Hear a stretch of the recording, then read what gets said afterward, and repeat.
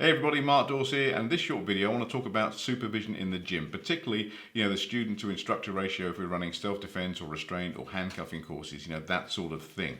Because I get asked that question quite a lot. People come to me quite regularly actually and say, what is a student to instructor ratio, and is there any law anywhere that dictates what that should be? Well, first and foremost, there is no statute, act of parliament that dictates what a student to instructor ratio should be. It doesn't exist, okay? Now I know some organisations that have guidance on this. We put out guidance on this stuff for people that we train, and it will say that we would recommend that you have X number of trainers to X number of learners, but that's only a recommendation, okay? That's all it can be. The law that you need to refer to actually extend this duty of care, of course, is the Health and Safety at Work Act. So under Section 2 of the Act, as you all know, the employer has a duty of care to its employees. So if you're running a course in-house for staff, then you've got to make sure that the people you're training are safe, the environment's safe, and so on and so forth. And I've probably covered that to death in previous videos. Okay, and if you're running courses for people that are not employed by your organisation, then obviously Section 3 of the Health and Safety at Work Act kicks in, because you have a duty of care to others, the people you train. Now, the thing which underpins that is the Management of Health and Safety at Work regulations, particularly Regulation 3, which talks about risk assessments. And this is the key thing here. For any activity that is hazardous, therefore, it carries the risk of injury. And one of the most common injuries, by the way, is a slip, trip and a fall. And if you're doing physical skills training, that's one you have to actually assess for. You need to undertake, a risk assessment. So that's where your numbers will start from. So your risk assessment will dictate how many students to instructors there should be based upon all the likelihoods of the hazards, the foreseeable likelihood of the hazards that are likely to encounter. So let's say, for example, you've got a group of, 20 students, and you're thinking of training with yourself. Well, those students might be broken into groups of 3 or 4 all around the gym. Here's a foreseeable hazard.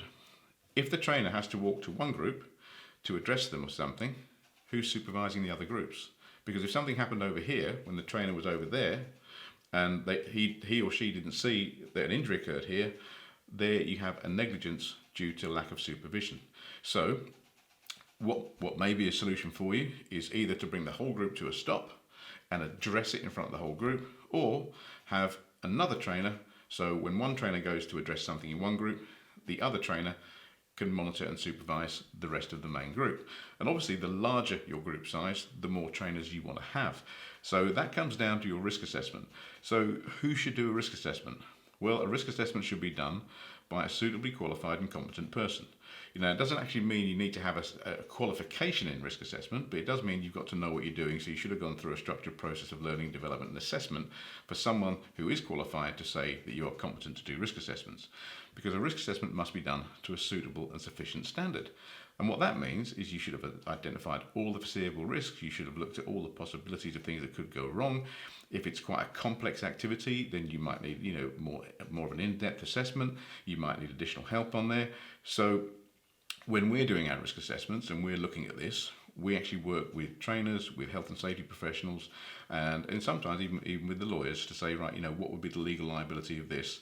And we build that all into our risk assessment. And then from the risk assessment would come the policy and the procedure and the training system. So the risk assessment forms the hub, and that's really, really important. Now, if you want any information on this or any more information, if you want to know how we do this stuff, I've got a free booklet thing that I'm happy to let you have. Just drop me an email or leave a comment below and I'll get that off to you. But I hope that helps. So just to summarise quickly, there is no law that says what the student to instructor ratio should be. Lots of organisations will have guidance on that, but guidance is only guidance. And if you follow that guidance blindly and it results in someone being injured, then the guidance isn't going to protect you. So the key to this is the risk assessment process, okay?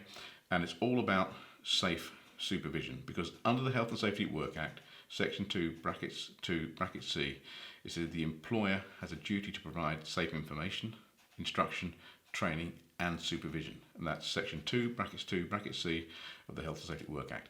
I hope that helps, and leave a comment below. And if you found this helpful, please, share it far and wide. Thanks ever so much, and I'll speak to you soon.